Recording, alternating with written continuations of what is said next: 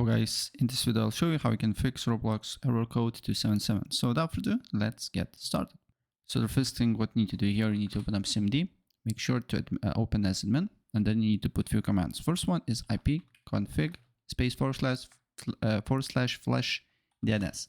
Another command is nash winsock reset.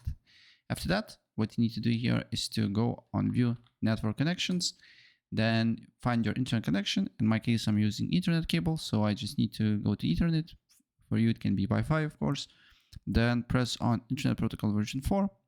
Then use the following DNS server addresses, and on preferred DNS server, need to write 8.8.8.8, and on alternate DNS 8.8.4.4.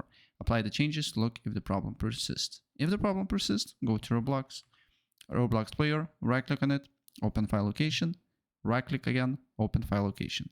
Then you should see Roblox player beta.exe.